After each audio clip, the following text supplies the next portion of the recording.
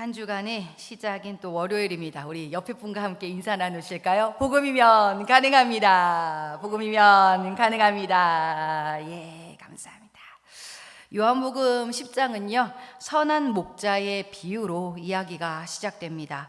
당시 1세기 팔레스타인에서는요, 대부분 목자들이 한 집당 보통 대 6마리 정도의 양을 길렀다고 해요.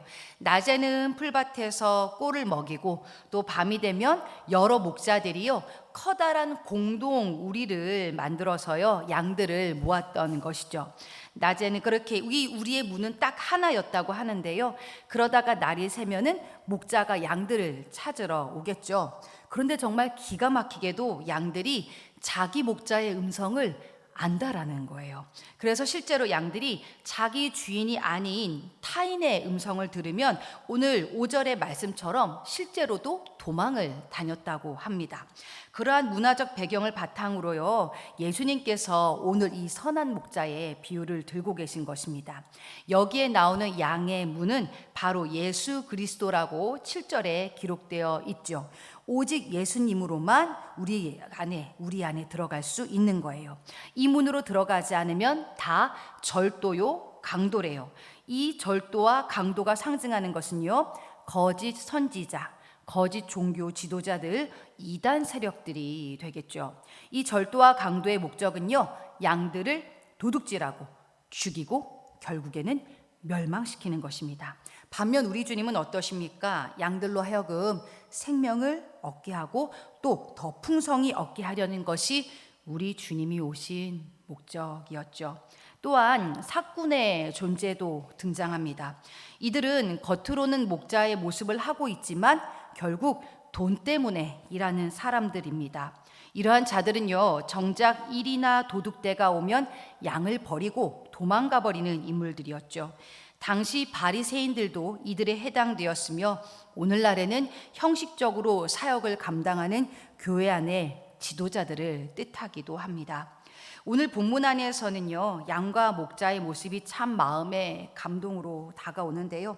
3절에 보시면은 양들이 주인의 음성을 듣고 또 주인은 자기 양의 이름을 불러 인도하여 낸다라고 기록되어 있습니다. 4절에는 그 주인이 앞서 가신대요. 그럼 그 양들이 주인의 음성을 아는 고로 따라갔다라고 기록되어 있죠.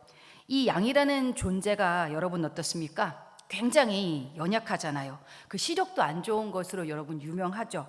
거기에다 또 방향 감각도 매우 약해서 혼자 두면은 웬만하면은 100이면 99가 길을 잃어버리는 존재가 이 양이라고 합니다. 약해서 스스로를 보호할 능력도 없고 혼자 있지도 못해서 늘 무리지어 다닙니다. 스스로 풀밭이나 또 맑은 물도 혼자서 못 찾아가요. 목자가 없으면 그야말로 굶어 죽는 거죠. 정말 연약해도 그렇게 연약할 수가 없습니다. 이 양에 대한 책을 한번 읽어본 적이 있었는데 얘가 이렇게 한번 뒤집히잖아요. 그럼 절대 혼자의 힘으로 이게 못 일어난다라는 거예요. 목자가 이렇게 세워주지 않으면은 얘는 뒤집어진 상태로 결국 죽을 수까지도 있다고 합니다. 그 정도로 양은 참 연약한 존재다라는 것이지요. 그래서 이들에게 주인은 어떤 존재이겠습니까? 그야말로 그들 삶의 전부인 거예요. 주인이 없으면 아무것도 할 수 없는 거예요. 그 정도로 이들에게 주인은 정말로 너무나도 간절하고도 전부가 되는 존재다. 그렇다 보니 주인의 음성에만 오직 귀를 기울이는 존재가 바로 이 양입니다. 타인의 소리가 들리면 도망가고요. 이 모습이 참 귀하지 않습니까? 주님께서는 자신의 양을 알고 양 또한 주님을 안다라고 14절에 기록되어 있습니다. 그리고 15절에는요, 그러한 양을 위해서 주인이 심지어 목숨까지도 버리노라 라고 고백해 주시는 말씀이 기록되어 있죠. 여기서 안다라는 것은요, 헬라어로 기노스코입니다. 단순한 지식적인 알을 뜻하는 것이 아니에요. 내가 예수 그리스도를 알아, 나는 그분을 알고 있어, 믿어, 이런 어떤 입술로의 고백, 머리로의 암 이런 것이 아니라요, 그 차원을 넘어서서 이것은 깊은 관계적인 사랑의 관계를 나타내는 표현입니다. 사랑하면 막 알고 싶고 보고 싶고 소통하고 싶잖아요. 그러한 인격적인 관계를 나타내는 알미다라는 것이죠. 우리는 종종 제가 주님을 알고 있는지 잘 모르겠어요. 알고 싶은데 어떻게 알 수 있는지 답답해요 라는 그런 고백을 할 때가 있죠. 그런데요, 그 고백에서부터 삶이 시작되어집니다. 내가 주님 알고 싶어요. 내가 진짜 약해 빠진 양처럼 너무 부족하고 그리고 진짜 답답합니다. 여러분, 그 말씀을 들으면 들을수록 답답한 거 한번 느껴보셨습니까? 이 믿음이 뭔지, 주님을 알아간다라는 것이 뭔지 정말로 막 답답한 적 느껴보신 적 있으세요? 그래서 결국 우리가 고백할 수 있는 게 뭡니까? 안 됩니다. 도저히 모르겠습니다. 그러니 주님, 나 좀 도와주세요. 제발 나 좀 도와주세요. 그런데 어때요? 계속 그 고백을 하면서 내가 지금 뭘 하고 있죠? 주님을 의지하고 있잖아요. 그 주님을 찾고 있잖아요. 주님, 주님, 주님. 그러면서요, 때로는요, 너무 답답해서 실컷 그분 앞에 와가지고 막 펑펑 울고 나면 어때요? 나도 모르게 막 평안이 찾아와서 그리고 돌아가고 있잖아요. 이래서 난 주님이 참 좋다. 조금 전까지만 해도 주님이 몰라요, 어디 계세요? 이러다가 주님이 좋으셔. 그러면서 돌아가 봤다는 경험, 여러분 경험해 보셨죠? 뿐만 아니에요. 살면서 답답해 죽겠습니다 하다가도 주님 살아계셨네. 감사합니다. 감사합니다. 감사를 또 고백하고 있잖아요. 이 모든 게 다 뭐예요? 인격적인 관계, 그분을 알아가고 있는 거예요. 그렇게 주님을 믿어가는 거예요. 양처럼 혼자서는 아무것도 할 수 없으니까 오직 그 음성 없으면 나는 지금 죽는 거예요. 그 양처럼요. 그래서요, 진짜 믿음이 있는 사람은요, 나 믿음 좋다, 확실하다, 안 그래요. 진짜 믿음이 있는 사람은요, 일단 답답해합니다. 일단 답답해하고요, 주님을 믿어갈수록, 알아갈수록 믿음 없다, 내가 너무나 연약해서 오직 하나님 아니면 살 수가 없구나, 이 고백이 절로 나오게 되는 것, 이게 바로 믿음이다라는 것입니다. 그래서 어때요? 그 하나님의 나의 전부가 되시는 것. 하루라도 말씀 안 듣고 기도 안 하면 뭔가 답답하고 이상한 거 여러분 느껴 보셨습니까? 뭔가 쉬고 그러면 잘 될 것 같은데 오히려 쉼이 좀 찜찜했던 경험이 있으세요?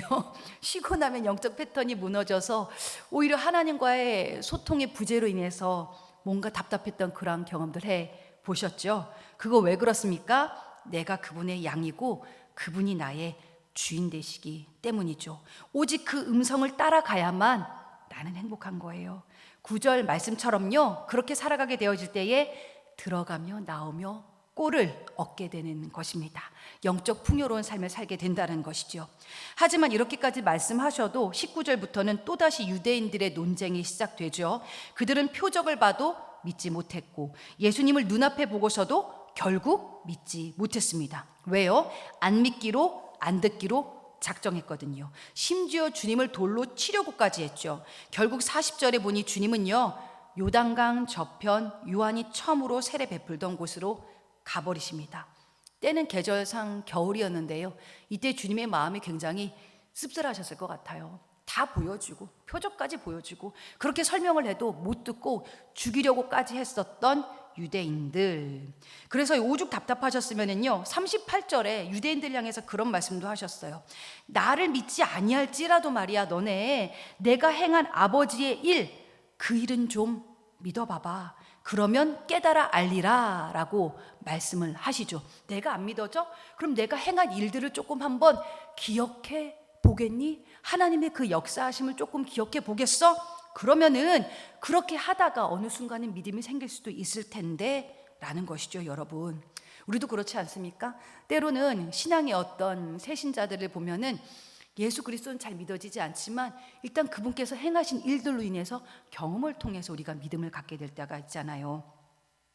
제가 주말에 그 선율이하고 산책을 하다가 문득 질문이 들었어요.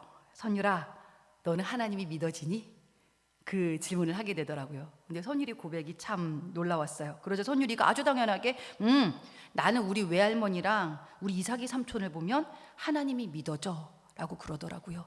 어린아이의 입장에서는요, 뭔가 눈에 보이는 그것이 믿음을 주는 것인데 이 삼촌이 지가 딱 봐도 빛과 어둠을 구별할 수 없는 참 답답한 상황인데 이 삼촌이 정말 하나님의 은혜로 임용고시 합격을 했어? 그리고 선생님이 되었어? 와, 정말 하나님이 살아계신 거야 라는 것이고, 얼마 전에는 외할머니가 건강검진을 다녀오셨어요. 근데 그 외할머니가 평생을 삼촌 시력과, 그리고 삼촌이 다니는 그 시각장애인 교회의 성도님들의 그 눈이 연약함을 두고, 시력을 두고서 저희 어머니가 계속해서 중보를 하셨잖아요. 근데 참 하나님은 참 신기하신 분 같아요. 저희 어머니 시력이 안경 벗고 1.2가 양쪽이 되어져 계셨어요. 근데 저희 가정이 보시면 알겠지만 다 눈이 이래요. 저희는요, 뱅글뱅글 도는 이런 안경을 끼는 저희 가정인데, 저희 어머니 시력이 신기하게도 좋아지셨더라고요.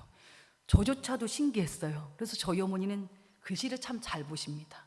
네, 참 그래서 야, 하나님의 은혜구나. 근데 저희 선율이가 그걸 보면서 하나님 살아 계시더라 라고 고백을 하게 되어지는 거예요. 이렇게 해서라도 하나님께서는 어떠세요? 초신자들에게, 그리고 믿음이 연약한 자들에게 믿음을 주고 싶으시다라는 것이죠. 그런데 생각지도 못하게요, 유대와 멀리 떨어진 이 요단강 저편 지역에서요, 주님은 놀라운 일을 경험하십니다. 세례 요한이 아무런 표적도 행하지 않았고 심지어 예수님을 보지도 못했던 자들이요, 요한이 전한 그 말씀을 통해서 이미 예수가 하나님이심을 믿고 있었다라는 거예요. 그리하여서 실제로 예수님을 만난 그들은 42절에 보니 많은 사람이 예수님을 믿게 되었다 이야기하며 10장이 마무리되어집니다. 앞서 나왔던 유대인의 모습과 대조되고 있는 모습이죠. 참 아이러니해요. 누구는 표적 보여주고 앞에 딱 주님이 서 있는데도 불구하고 믿지 못하고, 누구는 표적도 없고 만나지도 않았는데 오직 말씀으로만 믿고 있고, 그리고 이 와중에요, 그럼에도 불구하고 위로가 되는 사실이 무엇입니까? 열심히 복음을 전하려 했던 그 마음이요, 어딘가에서는 반드시 열매를 맺더라라는 것입니다. 이게 한편 또 전도의 원리이기도 합니다. 저희가 열심히 지금 상가 전도를 나가잖아요.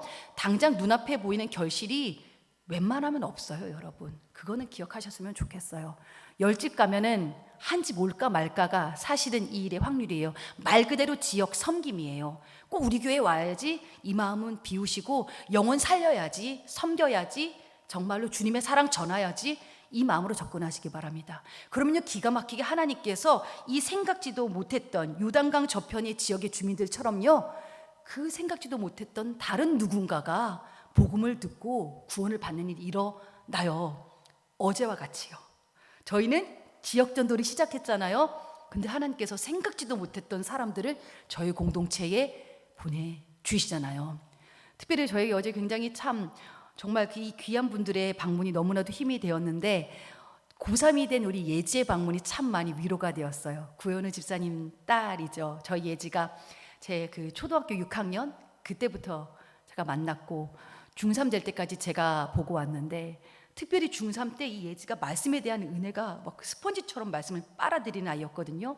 고3 힘든 시기에 당장 오늘부터 중간고사를 보는데 얘가 교회를 나온 거예요. 어제 고3이요. 근데 이 아이가 어제 가면서 환하게 웃으면서 저에게 그랬어요.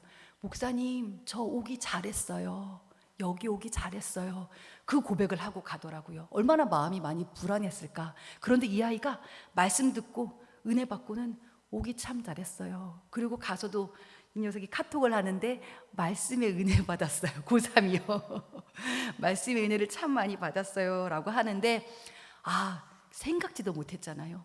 이 아이가 와서 은혜 받을 거라고, 그렇게 다시금 힘을 얻을 거라고 생각도 못했는데, 우리가 열심히 주님의 복음을 전하다 보면은요, 이런 예기치 못한 기쁨을 주님께서 허락해 주십니다.